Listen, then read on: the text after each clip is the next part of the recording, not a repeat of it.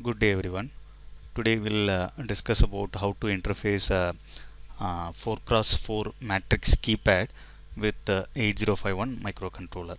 So before getting into the program, we just have to understand how the 4x4 matrix keypad has to be connected with the 8051 microcontroller.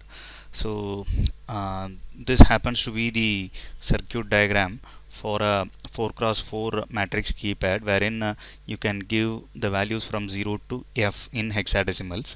So we'll be taking one of the ports.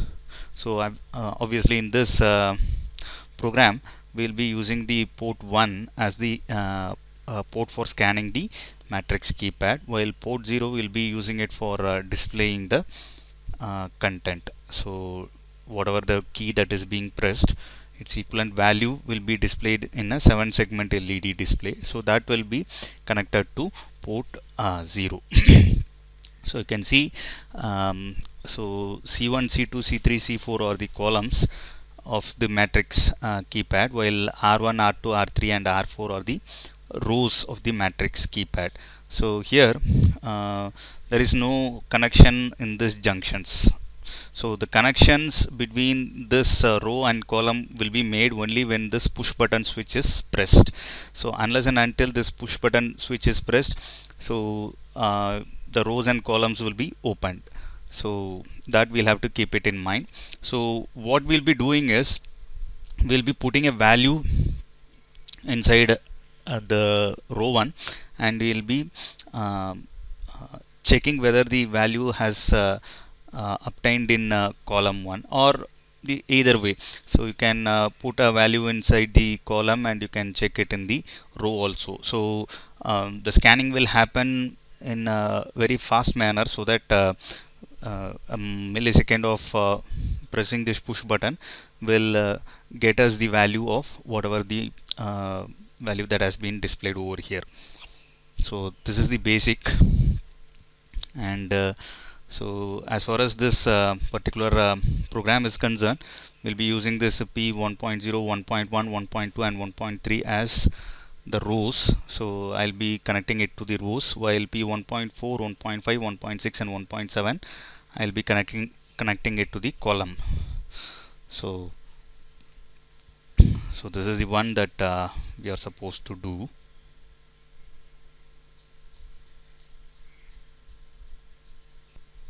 Okay, sorry, a minor change has to be done. So here the row and column which meets over here should be like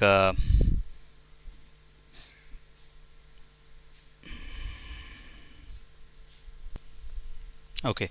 So this is the pattern. So wherein P 1.3, 1.2, 1.1 and 1.0 are connected to the rows, while P 1.4, 1.5, 1.6 and 1.7 are connected to the columns. So this happens to give you 0.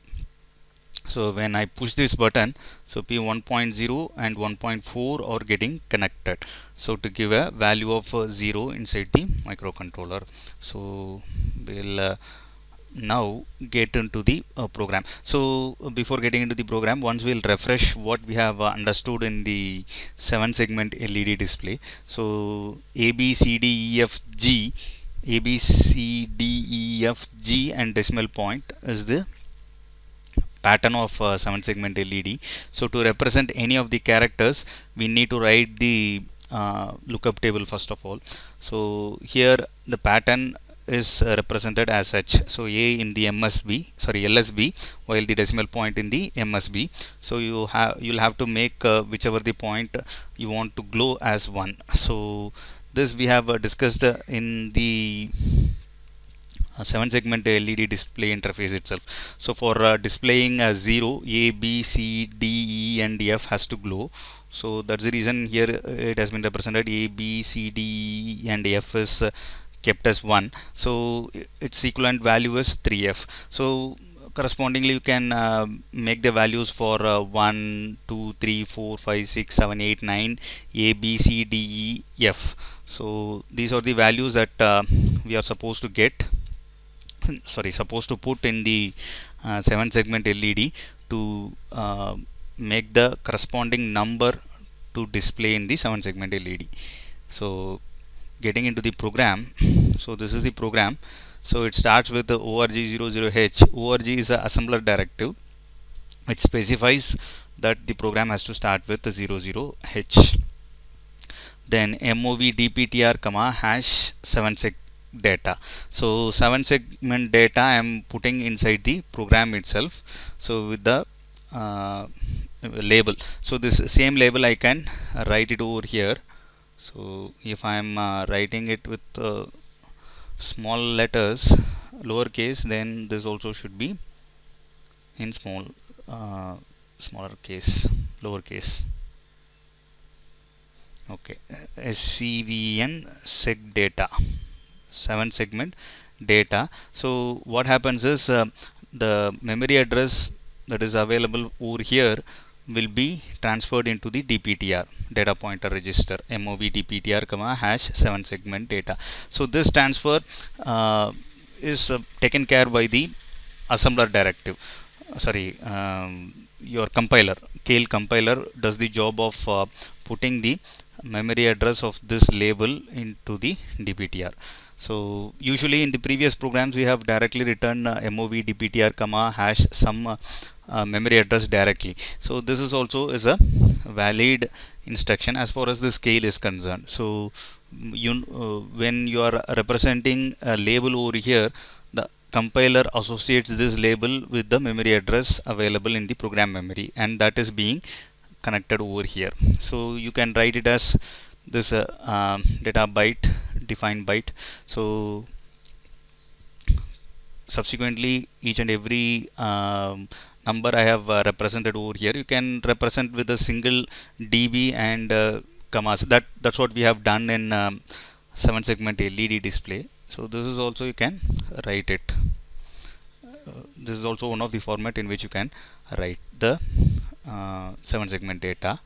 Then mov a comma hash 0ffh. So I'm putting all the values inside the accumulator as ones, so that it flushes the content of A, and I am clearing the content of P0 with 00h, because P0 I am connecting it to 7 segment LED. When I am giving 00, so nothing is displayed in the 7 segment LED, so it becomes like blank.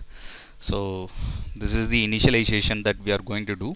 Then I am getting into the main program. Start mov p1 comma hash 0ff. So p1, as we have seen, p1 is totally connected with the rows and columns of your matrix keypad. So of which I am making all the values as 1. So then what I am doing is, see, I am clearing the content of P1.0. See, the P1.0 is being connected with your row 1. So this we are assuming it to be a row 1, since we are connecting it with P1.0. This is a row 1. I am making it 0, right? And I'll be scanning the content of each and every values in P1.4, 1.5, 1.6 and 1.7. If 1.4 becomes 0, then 0 has been pressed. That is the conclusion that we can come to. If in P1.5 if you are getting 0, then the other key has been pressed.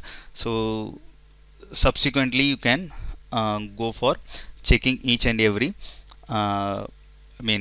bits. So in this case what we will do is, first when P1.0 has been cleared, I'll be checking with P1.4 and then P1.5, because in case if P1.5 is being pressed, then it will have a value of 1, and subsequently 2 or 3 for P1.6 and 1.7. So after this row is over, then I'll come to the next row, wherein I'll clear the P1.1 and I'll check whether P1.4 has gone to 0. If P1.4 has gone to 0, then it will represent the value 4, 5, 6, 7. So subsequently you can do the same operation again and again. So that's what has been represented over here. You can see I am clearing P1.0 and JB P1.4. If P1.4 is 1, I'll have to go to next, which means that that key has not been pressed. JB means jump if bit is set.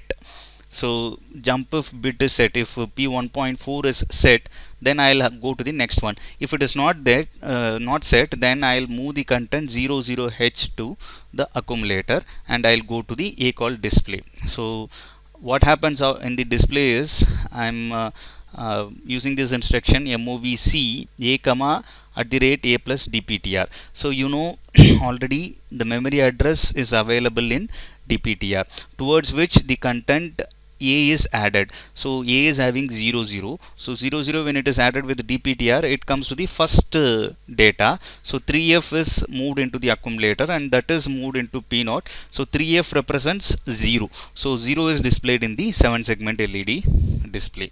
So which means that we have pressed this button. So in case if this is not satisfied, the first case is not satisfied, so it goes to the next next loop. So wherein I am checking JBP 1.5. So 1.5 is checked. So in case if this is pressed, what happens is it moves a content 1 into the accumulator. So and it goes to A call display. So so dptr plus 1, so it comes over here. Dptr is having the data over here that is added with the value of 1, and the address is calculated, and the address calculated becomes like, points to this particular value, and 6 is moved into the accumulator, and that is moved into the P0. So 6 is equivalent to, the value that gives a 1 in the 7 segment LED display. So that is displayed in the 7 segment LED. So coming to the next one. So in case if P1.5 is also not set, if it is not reset, then we'll go to P1.6. So it comes to this one, P1.6. So wherein it will check whether this bit is high or not. If this is high, then it will jump. So JB P1.6, it will jump. In case if this is 0, which means that this particular button is pushed. So this particular button's equivalent representation is 2. So to represent that, what we'll do is we'll move a value of 2 into the accumulator, and then go to the A call display. So in the A call display, I'll be fetching the data from here. 5B will be fetched. Obviously 2 is added to the dptr, so 0 1 2. So this value 5B is fetched into the accumulator, and that is moved into P0. So in case if that also is not pressed, then it moves to P1.7. So checks the P1.7. So P1.7, if it is pressed, so obviously it is 3. So 3 is moved into the accumulator, and it goes to the A call display. So 3 is added with the dptr, so it comes to 4F. So 4F is moved into the accumulator, that is subsequently moved into the P0 register, which is being connected to 7 segment LED. So now this first row is being completed. Now I'll go to the second row. So in case if this 4 keys haven't been pressed, then I'll come to the next row. So to come to the next row, what I should do is I'll be setting the bit P1.0, because we have completed this particular row. So this is insignificant while we are scanning this particular row. So we are making this row's content as P1.0 as 1, and then we'll be clearing P1.1, and we'll be checking with 1.4, 1.5, 1.6 and 1.7. So I'm doing this set bit P1.0 and clearing P1.1. Then again I'm checking from P1.4, then 1.5, then 1.6 and 1.7. You can see in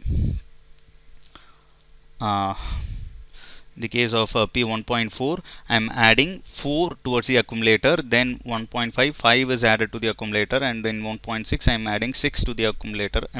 Not adding, I'm putting the value 4, 5 or 6 or 7 correspondingly. So for checking the columns, So checking the columns from P 1.4, 1.5, 1.6 and 1.7. So obviously this will have the values 4, 5, 6 and 7. So this can be represented as we have done in the previous case by adding the content with the dptr to find the resultant address from which the data has to be fetched into the accumulator.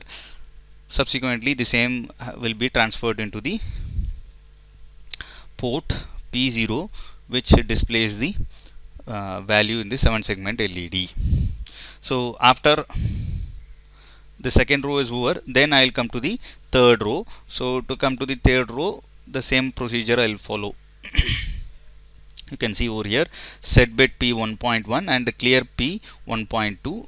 Again same JBP 1.4. If the bit 1.4 is set, then I'll go to here. Otherwise obviously the same that particular key has been pressed. Which key? Here it is, this key has been pressed, so 8 will be displayed in the 7 segment LED. So to display that 8, I am moving it into the accumulator and then I am calling it the display. So in the display I am adding the content of A with the dptr and obviously the corresponding content 0, 1, 2, 3, 4, 5, 6, 7 and 8. So this 7F will be moved into the P0 and so it displays the 7 segment. It displays the 8 in the 7 segment LED. So this happens for, you can see 8, 9, A and B. So after this again I am set bit, I am doing the set bit P1.2 and I am clearing the P1.3. So this is the last row. So P1.3 I am checking. So obviously it will have the equivalent C, D, E and F. The same process is repeated over here. So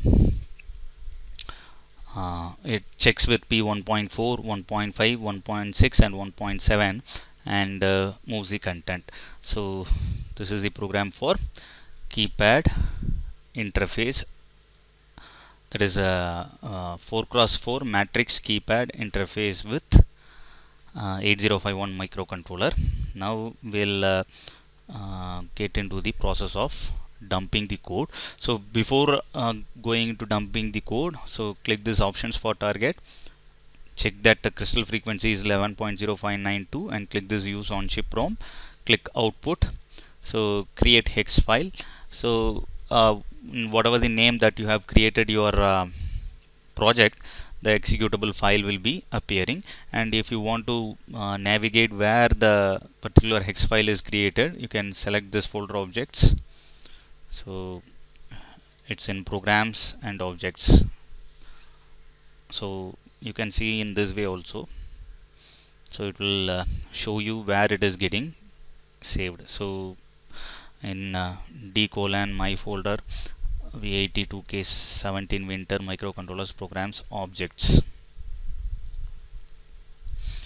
it's getting saved. So after doing this, translate, build, translate. So if you have an error, that also has to be rectified. 59.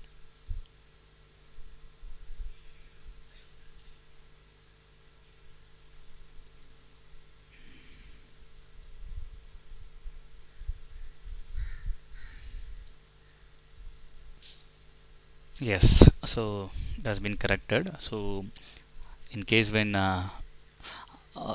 all the values have not been done, none of the keys have been pressed, at last it has to return back to start again.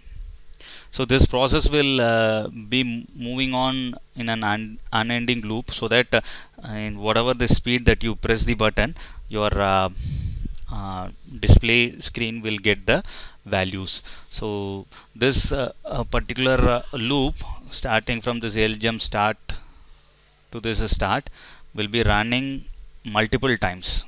So multiple times, so that whenever you press the key, the particular value is displayed. So now let us see the hardware. Yeah, one more thing we'll have to keep it in mind. We'll have to add this set bit P 2.0 because this 2.0 will be acting as a initialization bit for the 7 segment LED, because in the board there will be totally 4 different 7 segment LED. To activate whichever the LED that we want, we need to have we need to give an activation signal that we'll be giving it through set bit P 2.0. that is 2.0 pin will be connecting it to that particular 7 segment LED. So this we'll have to keep it in mind while doing the hardware. We have made the code, so this code I'll have to dump it into the board, microcontroller board. So before doing that, I'll click on this options for target. In crystal frequency, I'll put it like 11.0592 and use on chip ROM. I'll have to click, and in the output I'll have to click this create X file. The name of the executable file will be first.hex. Click OK, then click translate, build and rebuild. First.hex will be created. So now I'll have to dump the code. So in the advanced options, hardware config, this should be unchecked. Click OK. So browse first.hex, open. So erase all flash and verify after programming should be there. Now I'm connecting the RS-232 to the board. Focus.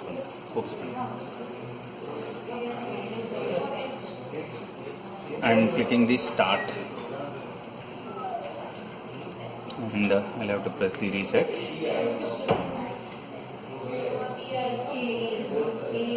So now the code has been dumped, and here the port 0 I have connected to the LED, 7 segment LED. Port 2.0 I am connecting it to the 0th pin, so that this particular 7 segment LED will get activated. So here this row 1 R1, R2, R3, R4 I am connecting it to P1.0, 1.2, 1.3 respectively, while here this C1, C2, C3, C4 you can see, so it is coming from the bottom side, C1, C2, C3, C4, that I am connecting it from P 1.4, 1.5, 1.6, 1.7. So I have made the connection, and I press the reset now.